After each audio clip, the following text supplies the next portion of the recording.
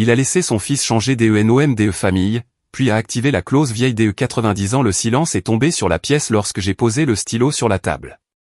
Enfin, pas sur toute la pièce.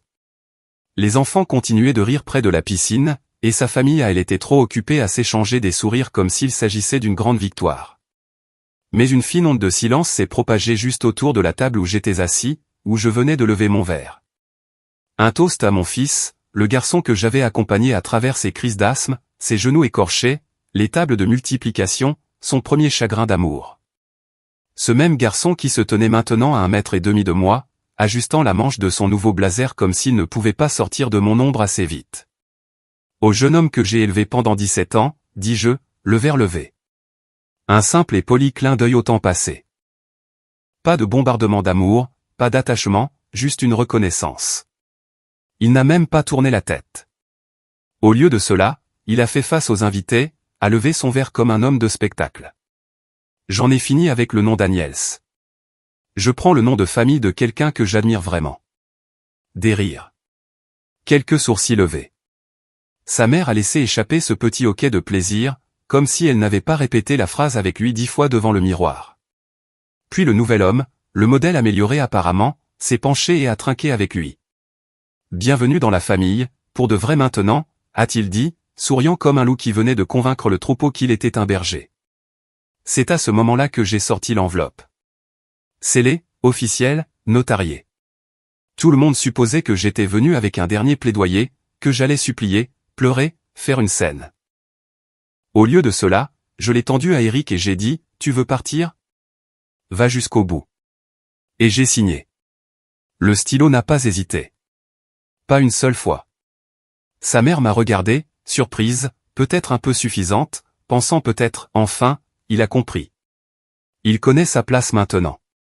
Mais elle n'a pas remarqué combien de temps j'ai gardé ma main sur la table après.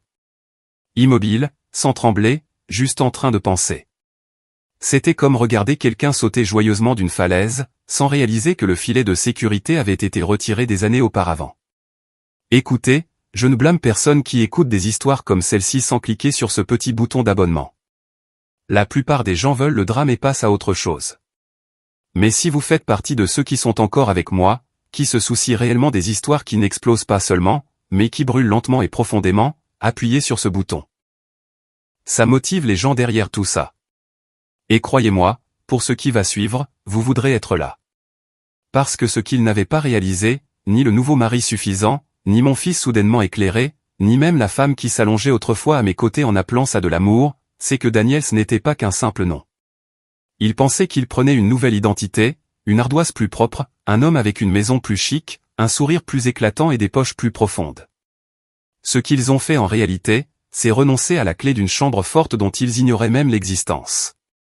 Je n'ai pas bronché, je n'ai pas élevé la voix, je suis simplement resté assis avec ce même sourire poli et je les ai laissés trinquer entre eux comme s'ils avaient gagné quelque chose. 17 ans d'anniversaire, de rendez-vous chez le médecin, de projets scientifiques et de leçons de conduite, effacés en une seule séance photo. Il portait même le nouveau blazer ce jour-là, monogrammé avec les initiales de l'autre homme.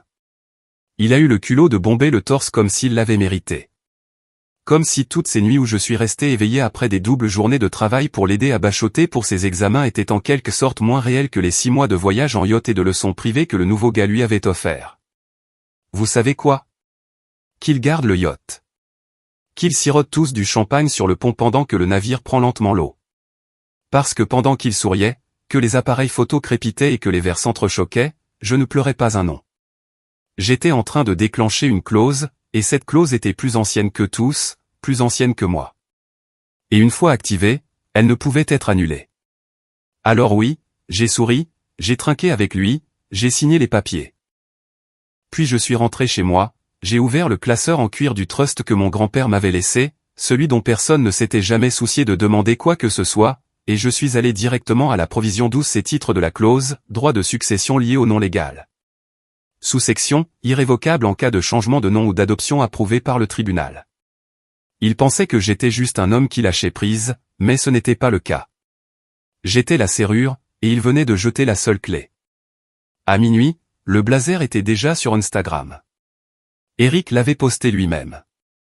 3 angles filtrés, de face et de dos, avec ce monogramme brodé bien en évidence, comme un signe d'honneur. La légende, enfin, un nom de famille qui signifie quelque chose. 72 j'aime en moins d'une heure. Sa mère a commenté avec un emoji en forme de cœur. Le nouveau mari a ajouté, fier de t'avoir comme fils. Ils avaient l'air si fiers d'eux-mêmes, si auto-satisfaits, comme s'ils venaient de réécrire l'histoire. Comme si le nom Daniels était un vieux manteau poussiéreux qu'ils pouvaient jeter pour un plus élégant. Plus brillant, plus neuf, plus facile à prononcer dans les cocktails. Je n'ai pas laissé de commentaires.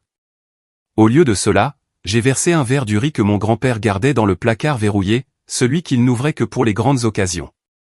Je l'ai siroté lentement, puis j'ai sorti le lourd classeur en cuir de l'étagère supérieure du placard de mon bureau, couvert de poussière, pesant. À l'intérieur se trouvait le trust de la famille Daniels, exactement comme il l'avait laissé.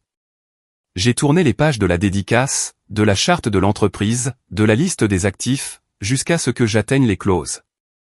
Page 43, provision 12C, surlignée à l'encre jaune fanée d'il y a des décennies. Elle était rédigée dans un jargon juridique qui fait généralement fuir les gens, mais je l'avais lue tellement de fois que je pouvais presque la réciter. Provision 12C. L'éligibilité au versement, au droit de vote, au poste d'administrateur et au privilège de propriété sera limitée aux membres de la lignée de sang vérifiés conservant l'usage légal du nom de famille Daniels. En cas de dissociation formelle reconnue par un tribunal par changement de nom ou adoption, ces privilèges sont considérés comme irrévocablement perdus. Aucune clause de réintégration ne s'appliquera. La plupart des gens pensaient que la richesse de notre famille était passive, des terres, des actions, quelques bâtiments poussiéreux en Virginie. Mais ce qu'ils n'ont jamais compris, c'est que ce n'était pas une question de biens. C'était une question de structure, de portail, de clé. Et maintenant, mon fils avait donné sa clé à un homme qui ne savait même pas que ce fichu portail existait. J'ai pris le téléphone et j'ai composé. Pas le genre de numéro que l'on garde dans son portable. Celui-ci était de mémoire. Gravé là depuis le jour où j'ai été ajouté au trust en tant que signataire secondaire. 3 sonneries. Puis, Bernstein, Cooper et Traml. Ligne de nuit. Ici Richard Daniels. Je dois parler à Gérald Cooper. Pause. Puis, un instant, Monsieur Daniels. Quand la voix de Gérald est arrivée, elle n'avait pas vieilli d'un jour. Richard, dit-il, comme s'il savait déjà pourquoi j'appelais. J'ai besoin que vous activiez la provision 12C, dis-je. Avec effet immédiat. La dissociation de nom a eu lieu. Il n'a pas demandé de preuves. Il n'avait pas l'air surpris. Le changement est-il finalisé par le tribunal ou encore en attente? Il le dépose cette semaine. J'ai co-signé aujourd'hui. Alors nous entrerons dans le protocole de verrouillage de 72 heures, dit-il. En attente de la réception de la confirmation du tribunal, les fiduciaires suspendront l'accès d'Éric Daniels à tous les versements et privilèges. Des vérifications, nous déposerons la révision permanente. J'ai pris une lente inspiration. Et les propriétés? Même protocole. Les serrures et les codes peuvent être mis à jour en une semaine. Droit de vote suspendu. Le conseil de la fondation sera notifié. Bien, dis-je. Déposez la révision dans la semaine. Oui, Monsieur Daniels, ce sera fait. Il n'y avait aucune cérémonie, aucun jugement dans sa voix, juste une précision silencieuse. J'ai raccroché et j'ai de nouveau regardé la publication Instagram. Ils avaient tagué le compte du nouveau mari. Il était rempli de photos de yachts, de cigares, de bêtises plaquées or. Un homme qui pensait que l'influence venait du bruit. Il venait de gagner le nom d'un adolescent, une signature, un héritage d'ego. Ce qu'il ne savait pas, c'est qu'en arrière-plan, le véritable empire était en train de leur être retiré, juste sous leur nez. Pas bruyamment, pas avec des avocats et des salles d'audience et des batailles pour la garde. Juste de l'encre sur du vieux papier. Eric avait fait une déclaration. J'ai fait une révision. Et quand cette révision serait finalisée, mon fils ne perdrait pas seulement l'accès à la richesse. Il en disparaîtrait comme s'il n'en avait jamais fait partie. Qu'il trinque à leur nouvelle identité. Qu'il pose pour des portraits de famille assortis. Mais le véritable héritage, il était déjà en train de les exclure. La date du tribunal est arrivée plus vite que je ne l'avais prévu. Apparemment, quand votre nouveau mari a des relations et que votre avocat est meilleur au golf qu'en litige, la bureaucratie avance avec une vitesse surprenante. L'audience a été courte, 10 minutes, peut-être. Ils l'ont déposé comme une adoption volontaire d'adulte. Aucune objection. On ne m'a même pas demandé d'être présent. Juste un greffier lisant des noms, un coup de marteau, et une nouvelle identité distribuée comme une faveur de fête. Quand la lettre de confirmation est arrivée par la poste, je l'ai lue 2 fois. Eric James Daniels était maintenant légalement Eric James Ashcroft. Le nom Daniels ne faisait plus partie de son dossier, ni en trait d'union, ni conservé pour des raisons sentimentales. Disparu, comme s'il n'avait jamais existé. L'enveloppe était impeccable, le ton festif, comme s'ils avaient envoyé des faire-part de remise de diplôme. Plus tard dans l'après-midi, elle m'a envoyé la photo. Pas de message, juste l'image. Lui, debout devant leur cheminée, les bras croisés, souriant. Le blazer encore, marine avec des bordures dorées, mais cette fois la broderie était claire comme le jour. Ashcroft. En écriture grasse sur la poche gauche de la poitrine. Un emblème au-dessus, probablement fait sur mesure. Il l'avait transformé en mascotte. Sa légende était collée en dessous comme un autocollant sur une Porsche. Un garçon a enfin un père dont il peut être fier. Pas d'émoji, juste cette ligne. Je n'ai pas répondu. Personne d'autre non plus. J'ai vérifié. Pas de j'aime, pas de commentaires. Le silence semblait plus fort que tout ce que j'aurais pu dire. Au lieu de cela, j'ai sauvegardé la photo. Pas par sentiment. C'était maintenant un document. Puis je me suis dirigé vers mon classeur, j'ai ouvert le tiroir du haut et j'ai sorti l'enveloppe que j'avais préparée une semaine auparavant.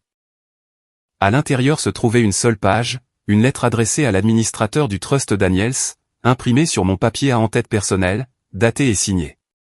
Un avis formel de dissociation déclenché par un changement de nom certifié par le tribunal et une adoption légale. J'ai scellé l'enveloppe, en écrivant à la main sur le devant à l'encre bleue, par la provision 12C, activation confirmée. Je ne me suis pas précipité à la boîte aux lettres. Je l'ai placé avec soin dans le bac de départ pour le ramassage par coursier. Pas de cérémonie, juste une reconnaissance silencieuse. Mon fils légal, n'existait plus sous notre nom. Le trust traiterait cela dans les 72 heures. Son nom serait rayé de chaque document, chaque dossier, chaque tableau de versement, registre de propriété et clause de succession. Toutes les futures références à la lignée Daniels l'excluraient. C'est ce qu'aucun d'eux n'avait compris. On peut humilier un homme publiquement. On peut effacer ses photos de ses réseaux sociaux. Mais quand on efface un nom d'une structure juridique bâtie sur des générations, ce n'est pas un drame. C'est un effacement. Ils avaient gagné les projecteurs. Les applaudissements temporaires. La parade numérique des nouveaux départs. Mais j'avais pris quelque chose de plus silencieux, de permanent. Eric pouvait porter ce nouveau blazer à des galas et des collectes de fonds autant qu'il le voulait. Il pouvait signer des autographes avec son nouveau nom brillant et appeler un autre homme papa le jour de la fête des pères. Mais le Trust Daniels, lui, ne se souciait pas des sentiments. Il se souciait des faits, des noms légaux, des lignées de sang vérifiées. Et maintenant, en ce qui le concernait, il était parti. Juste comme ça. Une signature, une photo, une enveloppe de coursier. Il pensait qu'il créait un héritage, mais j'étais déjà en train d'imprimer la note de bas de page qui effacerait le leur. La première lettre est arrivée 3 semaines plus tard, glissée entre un coupon de pizza et un catalogue d'une entreprise de matelas de luxe. Elle est venue dans une enveloppe ordinaire avec un blason d'école estampillé en noir. Eric l'a ouverte dans la cuisine pendant que sa mère mixait quelque chose de trop cher et de vert dans le Vitamix. J'imagine qu'il s'attendait à des félicitations ou au moins à un dossier d'horaire. Au lieu de cela, il est resté là, fixant un seul paragraphe pendant près d'une minute entière, en raison de changements dans votre statut d'éligibilité, nous avons le regret de vous informer que votre demande pour la bourse de la lignée Daniels a été rejetée. Nos bourses sont liées par les critères du trust fondateur qui spécifient une descendance légale directe et un nom de famille vérifié. Vous pouvez postuler à nouveau dans le cadre de l'aide générale basée sur le mérite au prochain cycle. Il l'a relu, puis encore. Il n'a rien dit, l'a juste posé sur le comptoir et est monté. Sa mère ne l'a même pas regardé avant plus tard dans la soirée. Elle a ri en la lisant, pas cruellement, juste légèrement, comme si c'était une simple erreur administrative. On trouvera une solution, dit-elle en agitant la lettre comme une liste de courses. Ils n'ont probablement pas mis votre dossier à jour. Mais 2 jours plus tard, une autre lettre est arrivée. Celle-ci du bureau du logement de l'université. Elle comprenait un chèque de remboursement et une courte explication sans âme. Conformément aux termes du partenariat du domaine Daniels, les subventions au logement ne sont plus applicables. Votre éligibilité ayant changé, votre dortoir assigné est en cours de réattribution. Si vous souhaitez postuler à nouveau pour un logement général, veuillez le faire avant le 12 août. Pas d'excuses, pas d'explication au-delà de ces 3 phrases. Le chèque était de $1,200. Eric le tenait dans sa main comme s'il pouvait se désintégrer. Il n'a pas crié, n'est pas parti en trombe. Il est juste resté assis dans le salon à regarder par la fenêtre pendant que son beau-père jacassait à propos d'un brunch de réseautage. Puis il a passé l'appel. Il a déterré le contact d'un vieil email, un sur lequel je l'avais inclus il y a des années, lorsque j'essayais de le préparer à son rôle dans le trust. C'était censé être un accès temporaire, mais je l'avais laissé ouvert. Peut-être qu'une partie de moi espérait qu'il finirait par changer d'avis, qu'il voudrait comprendre ce qu'il était sur le point d'hériter. Il ne l'a pas fait à l'époque. Maintenant, il était désespéré. Bonjour. Oui, c'est Eric. Daniels. Non, désolé, Eric Ashcroft. Maintenant. Je pense qu'il y a eu une erreur avec mon accès au trust. Je recevais une aide de la fondation Daniels. Et une pause. Je suis désolé. Pouvez-vous répéter? Une autre pause. Son visage a commencé à pâlir. Mais Mon père est Richard Daniels. Ça doit compter. Je ne savais pas que ça affecterait. Il s'est levé, a commencé à faire les 100 pas, a-t-il un moyen de... Non, je n'étais pas au courant de cette clause. Oui, j'ai légalement changé de nom. Oui, j'ai signé les papiers. La voix à l'autre bout du fil a dû dire quelque chose de final, car il s'est soudainement arrêté en plein milieu d'une phrase, puis a hoché la tête à personne et a dit « Je comprends », avant de terminer tranquillement l'appel. Il n'a pas parlé pendant des heures. Cette nuit-là, sa mère a essayé de le réconforter. Tout ça, c'est politique, a-t-elle dit. C'est la vieille garde qui te punit pour avoir rompu avec la tradition. On n'a pas besoin d'eux. Mais quelque chose dans son ton avait changé. Ses yeux s'agitaient pendant qu'elle faisait défiler son téléphone, tapant silencieusement, cherchant. Peut-être qu'elle textait cet ami avocat suffisant. Ou peut-être qu'elle cherchait déjà sur Google, annulation de trust de succession. Mais elle ne souriait plus, et Eric non plus. Il pensait que le silence n'était que la pause avant les applaudissements. Ce qu'il n'avait pas réalisé, c'est que la paperasse accomplissait ce que la vengeance n'aurait jamais pu faire. Sans bruit, sans fumée, juste refus après refus, déroulant tranquillement un avenir qu'il pensait garanti. Le vendredi, sa boîte de réception contenait 6 rejets. Un d'un stage en entreprise affiliée à la fondation Daniels. Un autre d'un programme de mentorat que son cousin dirigeait autrefois. Le reste, juste des mots polis et des portes fermées. Il les a imprimés, tous, les a alignés sur la table de la cuisine comme une expérience ratée. Le garçon qui pensait qu'un nom n'était qu'une marque regardait maintenant cette marque s'effondrer sous lui. Et sa mère, elle a commencé à vérifier le courrier avec un peu plus d'hésitation. Le genre de femme qui jetait autrefois les lettres du fisc sans les ouvrir lisait maintenant chaque enveloppe avec une précision chirurgicale. Mais il était déjà trop tard. L'échiquier avait changé et il jouait avec des pièces qui n'existaient plus. On n'a pas frappé doucement. C'était le genre de coup qui fait trembler les cadres et paniquer les petits chiens. Elle a ouvert la porte en s'attendant à une livraison, peut-être le panier cadeau bio qu'elle avait commandé pour l'anniversaire de son instructeur de pilates. Ce qu'elle a eu à la place, c'est son père, tremblant, transpirant à travers son blazer en laine malgré la brise de 21 degrés Celsius, et serrant une enveloppe épaisse comme si elle l'avait personnellement insulté. Sans attendre d'invitation, il est entré. Où est-il, a-t-il aboyé, ses yeux balayant la pièce au-delà d'elle. Qui, Eric, elle a tressailli. Il est en haut. Quoi? Mais il l'a dépassé déjà, pas en furie exactement, juste en se déplaçant comme un homme avec un compte à rebours dans la tête. Comme si chaque pas le rapprochait d'une détonation. Il s'est arrêté au milieu de la cuisine, a posé l'enveloppe sur le comptoir de l'îlot et l'a pointé du doigt comme si c'était une arme du crime. Est-ce que c'est vrai? Elle n'a pas bougé. De quoi tu parles? Il n'a pas répondu. Il a juste ouvert l'enveloppe avec des mains tremblantes, en a sorti un document marqué du sceau du Trust Daniels et l'a aplati sur le comptoir. Tu as laissé le garçon changer de nom, dit-il, sa voix tremblant maintenant de quelque chose de pire que la colère, la peur. Sa bouche s'est ouverte, puis s'est refermée. Il s'est penché si près qu'elle pouvait voir les capillaires brisés sur ses joues. As-tu seulement lu ce que ça signifiait?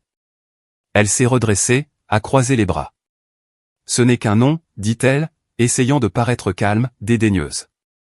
Il voulait se sentir partie d'une famille. Ce nom n'a jamais rien signifié pour lui. Non, dit son père, la voix basse maintenant. Ce n'est pas juste un nom, c'est la serrure. Il a repris le document et le lui a tenu sous le nez comme une écriture sainte. Et tu viens de jeter la seule clé. Elle a cligné des yeux. Je ne. Tu aurais dû m'appeler, a-t-il claqué. Avant de remplir cette paperasse, avant d'organiser cette cérémonie ridicule, avant de le livrer comme un chien de concours à une foire de campagne. Sa voix s'est brisée. Ton grand-père et moi avons passé 40 ans à construire la structure du trust. Tu crois que ces propriétés dans le Vermont existent juste parce que ton ex-mari aimait les meubles anciens?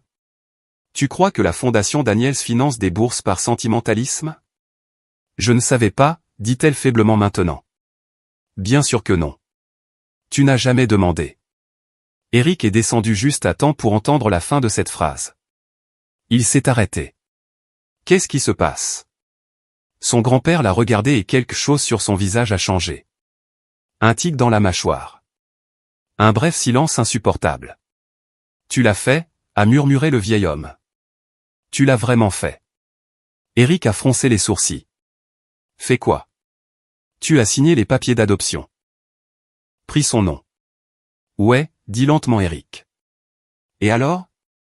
Alors, le rire de son grand-père a été court, sans joie. Comprends-tu ce que tu as abandonné? Eric a haussé les épaules. Je me fiche d'un vieux fonds fiduciaire poussiéreux. Cet héritage n'a jamais rien fait pour moi. Il a payé tes études. Je l'ai mérité. Non, dit-il en s'avançant, les yeux de nouveau flamboyants. Tu en as hérité. Tu es né dans un système qui t'a ouvert des portes avant même que tu saches épeler ton nom. Et tu viens de toutes les fermer parce que tu voulais un monogramme différent sur ta veste. J'ai choisi un homme meilleur pour être mon père, a claqué Eric. Le silence qui a suivi cette phrase aurait pu aspirer l'air de la pièce. Les mains de son grand-père tremblaient alors qu'il repliait le document dans l'enveloppe. Mais cette fois, il n'y avait pas de fureur dans son mouvement, juste de la finalité. Alors, puisse-t-il subvenir à tes besoins, dit le vieil homme à peine au-dessus d'un murmure. Parce que le nom Daniels ne le fera pas, il s'est tourné vers sa fille. Tu n'as pas seulement effacé un nom de famille. Tu as révoqué son avenir. Et pourquoi? Un moment d'applaudissement d'un homme qui n'a jamais rien construit. Elle ne pouvait pas le regarder dans les yeux. La porte s'est refermée derrière lui un instant plus tard. Pas d'au revoir, pas de câlin, pas de dernier mot de conseil, juste la conscience tranquille que le coffre familial n'était pas seulement fermé. Il était scellé. Et les personnes du mauvais côté de ce seau commençaient à peine à réaliser qu'elles n'avaient même jamais demandé ce qu'ils gardaient. Ils n'ont pas paniqué immédiatement. Cela aurait nécessité une conscience de soi. Ce qui est venu en premier, c'est le déni, une supposition arrogante que ce n'était qu'un contretemps, une erreur technique, un appel au bon cousin, un dîner avec la bonne tante, et tout serait réglé. Les noms n'ont pas tant d'importance, se répétait-elle en faisant défiler ses contacts. Pas quand on est une famille. Elle a commencé par son frère aîné. Il vivait dans le Maine, travaillait comme directeur régional pour l'une des branches logistiques des Daniels. Il avait toujours aimé Eric. Envoyait des cartes d'anniversaire. Fumait des cigares avec Richard pendant les vacances, à l'époque où ils faisaient tous semblant de s'apprécier. Il a répondu à la deuxième sonnerie. « Salut, j'ai besoin d'un service, dit-elle. » Silence. « Sais-tu ce qui se passe avec le trust? » Eric est bloqué de tout. Bourse, logement. Il l'a interrompu, la voix tendue. « C'est hors de mon contrôle. » Qu'est-ce que ça veut dire? Tu es au conseil consultatif. J'y étais, a-t-il coupé, jusqu'à ce que je reçoive un avis il y a 2 semaines m'informant que continuer à correspondre sur les affaires internes des Daniels avec des personnes non nommées pourrait compromettre mon siège. Sa mâchoire s'est crispée. C'est ton neveu.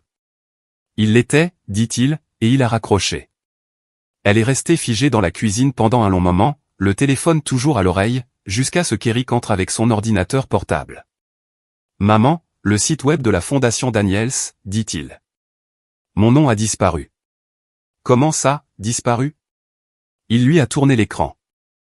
La section « À propos de nous » avait autrefois un paragraphe mettant en lumière Eric J. Daniels, membre de la 4e génération de la lignée, promotion 2025. Disparu, complètement effacé. Pas même archivé dans les mentions en bas de page. À sa place, poste à réattribuer en attente de la confirmation de l'éligibilité. Son visage s'est durci.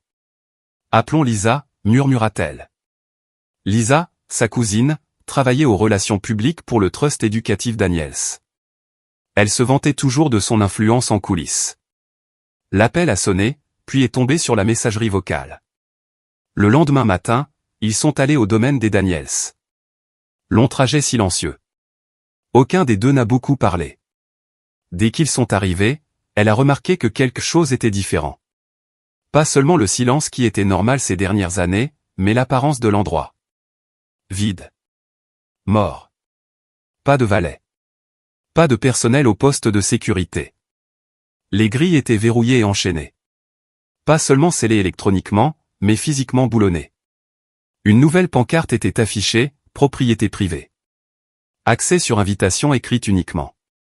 Daniels Holdings LLC. Eric s'est penché par la fenêtre de la voiture, confus. Où est Robert? Il nous ouvrait toujours. Elle a appuyé sur le bouton de l'interphone. Pas de réponse. Elle a réessayé. Rien. Puis elle a vérifié ses emails, parcourant les anciennes invitations à des événements du conseil, des anniversaires et des déjeuners de charité. Toutes provenant d'adresses qui renvoyaient maintenant des réponses automatiques, contacts non plus actifs. Ils n'ont même pas essayé de contourner la grille. C'était inutile. Cet après-midi-là, le coup de grâce est tombé. Elle a reçu l'ordre du jour de la réunion trimestrielle de Daniels Family Holdings. Eric avait occupé un siège d'observateur sans droit de vote depuis l'âge de 16 ans, une chaire de développement offerte aux descendants en préparation à une future intendance. Son nom avait disparu, pas remplacé, juste vacant. Ligne 7, siège de développement en attente d'attribution aux prochains membres de la lignée éligible atteignant la majorité. 17 ans effacés comme un tableau blanc. Eric s'est assis sur le porche ce soir-là, les genoux ramenés à la poitrine. Pas de téléphone, pas de musique, pas de distraction, juste le silence. « Tu penses » a-t-il finalement demandé, qu'il me laisserait le changer à nouveau. Elle n'a pas répondu. Elle ne pouvait pas, car au fond d'elle, elle savait déjà ce que l'avocat dirait. Un changement de nom notarié était réversible. Mais une dissociation de trust déposée en vertu de la provision 12C? C'était une serrure à sens unique. Un nom de famille n'était pas juste une étiquette. C'était un passeport, une clé de coffre, un badge d'identification de la lignée, et il l'avait échangé contre un nom de famille qui avait l'air bien sur Instagram. Maintenant, chaque appel qu'il passait restait sans réponse. Chaque connexion qu'ils supposaient pliable, tenait bon. Chaque porte qu'ils ouvraient autrefois avec facilité, était fermée et verrouillée de l'intérieur. Elle est arrivée dans une simple enveloppe blanche de coursier. Pas de logo, pas d'adresse de retour, juste du poids. Épaisse, plus lourde qu'elle n'en avait l'air, comme si elle transportait plus que du papier. Le genre d'enveloppe qui ne chuchote pas, livraison. Elle déclare un verdict. Eric l'a trouvée sur le porche en premier. Il l'a apportée à l'intérieur et l'a déposée sur le comptoir de la cuisine comme si elle pouvait mordre. Sa mère a levé les yeux de son ordinateur portable où elle fouillait des forums, cherchant des failles, des seconds avis, ou même des rumeurs sur la provision 12C. L'enveloppe n'avait pas besoin de présentation. Elle l'a ouverte avec précaution. Aucun mot n'a été échangé entre eux. À l'intérieur, empilé proprement, sans pli ni tache. D'abord, le document de confirmation d'adoption, celui qu'elle avait si fièrement fait passer. Sa signature, la signature d'Eric, le sceau du tribunal, la preuve légale que le garçon qui portait autrefois le nom Daniels avait été volontairement et formellement transféré dans la lignée de quelqu'un d'autre. L'horodatage en haut à droite correspondait au jour exact de cette stupide célébration dans le jardin. Ensuite, venait la lettre du Trust Daniels, imprimée sur du papier crème, avec un gaufrage lourd, impeccablement composé. Cher Eric James Ashcroft, cette correspondance sert de confirmation formelle de votre dissociation du Trust Daniels conformément à la provision 12C, activé suite à un changement de nom légal et une adoption volontaire. Tous les droits, privilèges et attributions de succession liés au nom de famille Daniels ont été irrévocablement résiliés. Cette action est finale selon les protocoles du trust. Les demandes de réintégration futures ne seront pas acceptées. Nous vous souhaitons le meilleur dans vos projets futurs. Pas de salutation, pas de signature, juste le sceau en relief du trust en bas, comme un point final qui claque. Puis venait la liste. Dactylographié, APUS, brutal. Bourse d'études académiques, révoquée. Bourse de voyage Danemark, études à l'étranger 2025, révoquée.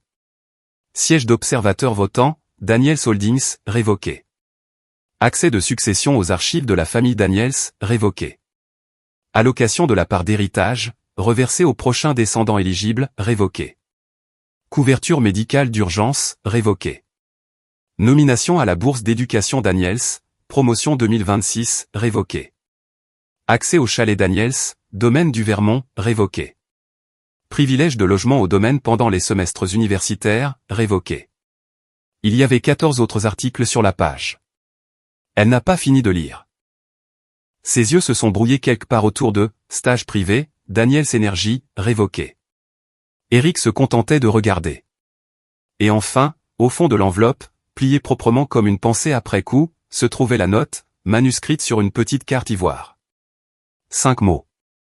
Tu as demandé à partir. Je n'ai fait que tenir la porte. Elle l'a lu 2 fois. Ses mains tremblaient. Pas de rage, mais de réalisation. Tous ses discours. Il mérite mieux. Tu ne l'as jamais soutenu émotionnellement. Cet héritage familial est toxique. Un nouveau départ guérira tout. Chaque rationalisation, chaque petite pique suffisante à Richard pendant un brunch, par SMS, dans son dos, condensée en un seul geste et répondue complètement par 5 mots. Eric n'a pas parlé, n'a pas pleuré, n'a pas protesté. Il a simplement plié la note et est allé dans sa chambre. La porte n'a pas claqué. Elle s'est refermée doucement, comme s'il craignait que même les murs ne fassent écho à cette erreur pour toujours. Elle est restée assise longtemps après qu'il ait quitté la pièce, fixant le formulaire d'adoption. Pas parce qu'elle en était fière, plus maintenant, mais parce qu'elle a soudainement compris quelque chose qu'elle n'avait pas saisi jusqu'à présent. Ils n'avaient pas été des invités de l'héritage. Ils y avaient renoncé volontairement. Il n'y aurait pas de confrontation dramatique. Pas de dernier plaidoyer. Pas de « si tu t'excuses, peut-être qu'on pourra parler ». Ce n'était pas une querelle. C'était un sot, et il avait déjà été pressé sur le parchemin. Les funérailles étaient pour la tante de Richard, la grand-tante d'Éric, techniquement, bien qu'il l'ait toujours appelée tante May. Elle lui donnait des morceaux de sucre en cachette quand sa mère ne regardait pas. Le laissait s'endormir sur son canapé fleuri pendant les longs déjeuners de famille. Lui avait offert un journal en cuir monogrammé pour ses 13 ans en murmurant « Ton nom est plus vieux que nous tous. Traite-le comme de l'or. » Il n'a jamais écrit un seul mot dans ce journal. Pourtant, il s'est présenté. Pantalon pressé, cravate noire, cheveux peignés, posture de soldat se présentant au rapport. Sa mère était restée à la maison, prétextant la fatigue. Mais Eric est venu seul, serrant une carte de condoléances pliée dans une main, une vieille photo dans l'autre. Lui a 7 ans, mais riant à côté de lui. Tous deux couverts de glaçage d'un gâteau qu'ils avaient accidentellement détruit. Mais dès qu'il a posé le pied sur la pelouse du cimetière, il a su que le changement n'était pas subtil. Les regards se sont tournés, mais pas en signe de reconnaissance. Quelques-uns ont hoché la tête poliment. Des étrangers, probablement des placeurs engagés ou des parents par alliance éloignés qui ne savaient pas quel nom ils portaient maintenant. Mais la famille, elle, le regardait de travers. Il a repéré 2 cousins près du devant. Des hommes qu'il avait autrefois plaqués dans des chaises de piscine et lui avaient passé des cigares au Nouvel An. L'un d'eux a croisé son regard, a hésité, puis a ajusté ses lunettes de soleil et a détourné les yeux. L'autre lui a physiquement tourné le dos.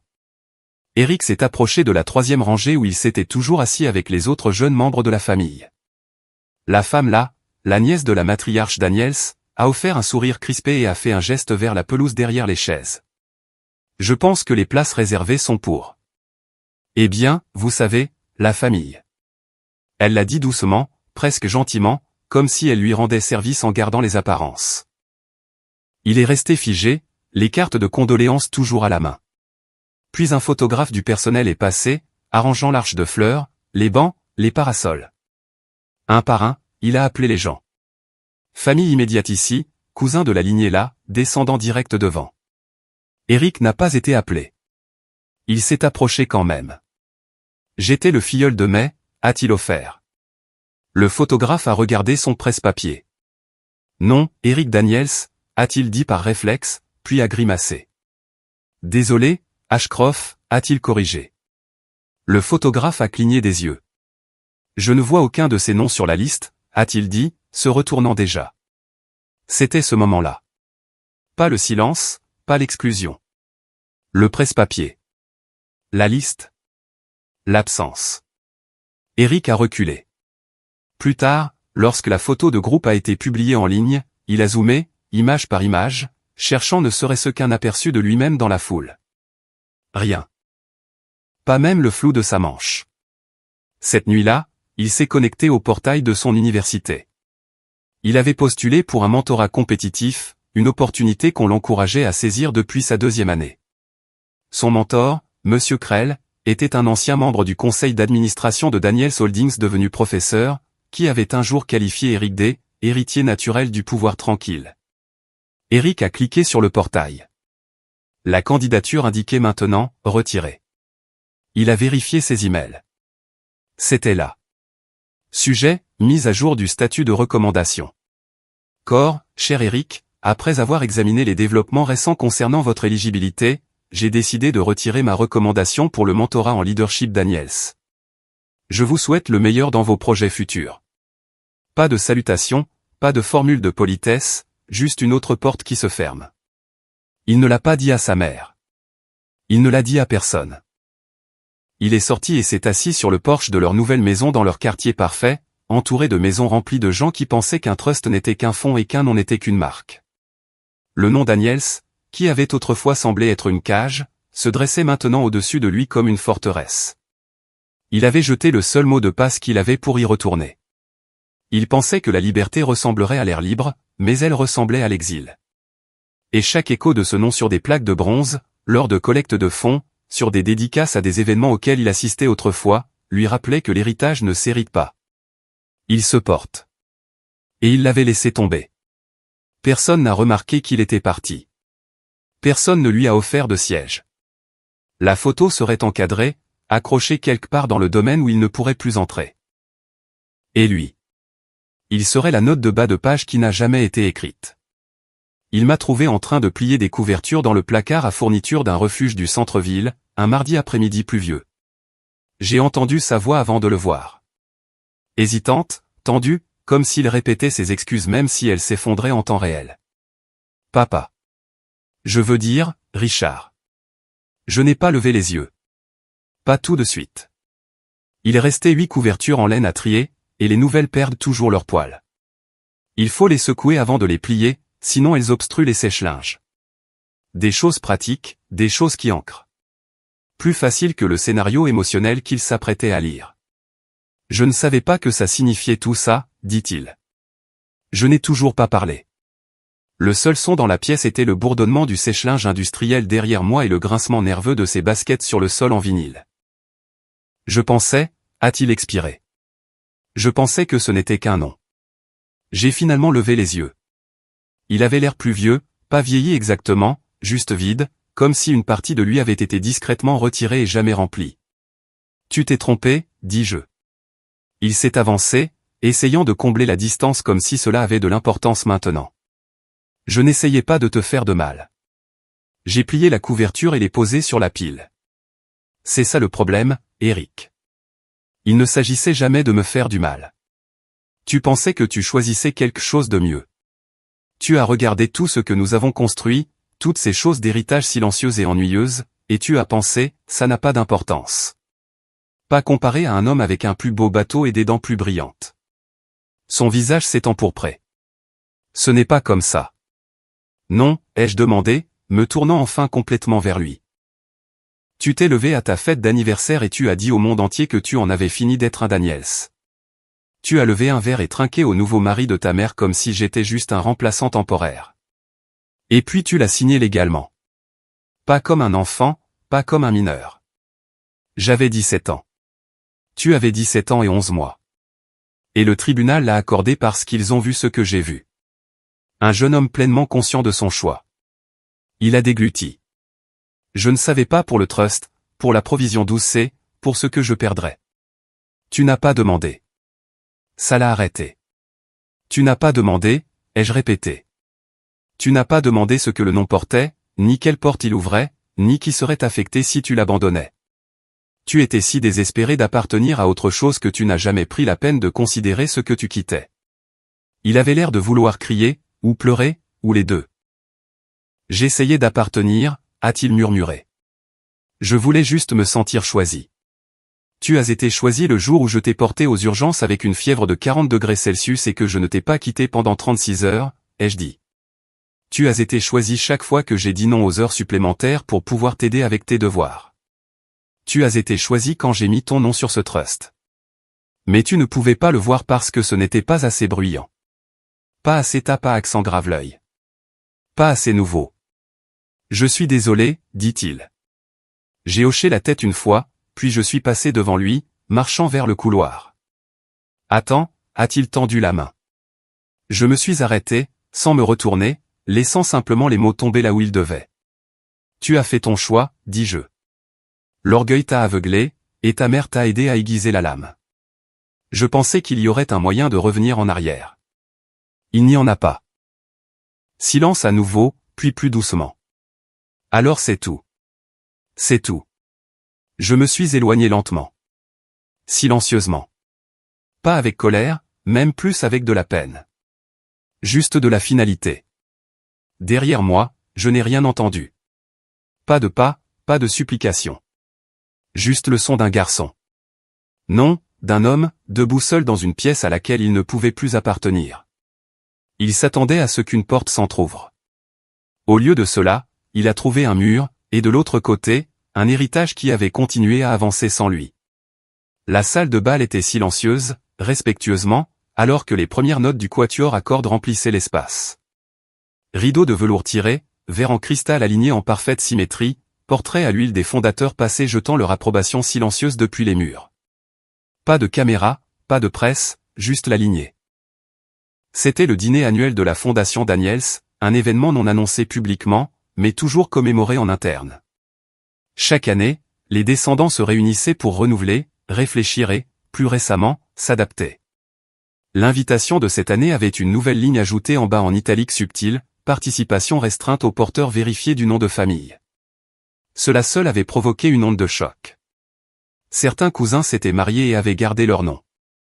D'autres non. Un invité était arrivé à la porte avec une carte d'identité avec un nom composé et avait été poliment, fermement, irrévocablement refoulé. À l'intérieur, l'air bourdonnait, non pas de drame, mais de préservation. Il s'agissait moins de nostalgie que d'entretien, de garder l'échafaudage d'un héritage centenaire à l'abri de la pourriture. Le dîner fut bref, pas de long toast, pas d'auto-félicitations. Mais après le troisième plat, un silence s'est fait. Un nouvel écran est descendu du plafond, le sceau Daniels brillant doucement sur le tissu. De la scène, la présidente de la fondation s'est levée et s'est adressée à la salle. Cette année, le conseil est fier d'annoncer la création d'une nouvelle initiative, a-t-elle dit. Une bourse qui honore non seulement le talent, mais aussi l'intendance. L'héritage n'est pas seulement ce dont nous héritons. C'est ce que nous sommes prêts à préserver. Elle a tapé sur l'écran derrière elle. Le texte est apparu en police serif grasse. La bourse d'intendance de la lignée. Attribuée annuellement à un descendant direct portant le nom de famille Daniels qui démontre un engagement exceptionnel envers l'histoire de la communauté et la responsabilité générationnelle. Les invités n'étaient pas autorisés ici, mais on pouvait sentir la pause, un subtil changement d'énergie. Un murmure, des gens se regardant discrètement, vérifiant mentalement les arbres généalogiques. Et puis Richard s'est levé. Sans fioriture, sans drame, juste une montée silencieuse de sa place à la table la plus proche de la scène. Il n'est pas allé au podium. Il s'est simplement tourné vers la foule et a parlé. Pas de microphone. Il n'en avait pas besoin. Certaines choses se transmettent, a-t-il dit. Des histoires, des maisons, des terres. Ses yeux ont balayé la pièce. Pas pour le drame, pas pour les faits, mais pour la clarté. Certaines choses, cependant, a-t-il poursuivi, vous les protégez parce que le monde ne connaît pas leur valeur. Pas encore. Et si vous ne les protégez pas, elles disparaissent. Il a regardé personne et tout le monde à la fois. C'est ce qu'est ce nom. Pas une marque, pas un titre. Une responsabilité. Il a hoché la tête une fois, s'est rassis. Pas d'applaudissements immédiats, juste l'immobilité. Puis un seul applaudissement, puis deux, puis la vague. Mérité, silencieux, complet. Eric n'était pas là. Son nom n'était pas imprimé sur le programme. Il n'a pas été mentionné dans le bilan de fin d'année, pas même comme une erreur à corriger. Pour cette salle, pour cette histoire, il n'existait plus. Et dehors, dans une ville qui ne savait pas ce qui venait de se passer, un jeune homme avec un nouveau nom se tenait devant une grille verrouillée, des mois trop tard pour comprendre ce qu'il avait abandonné. Mais à l'intérieur, l'héritage des Daniel s'avançait. Sans vengeance, sans amertume, juste pur, silencieux, et à jamais hors de portée.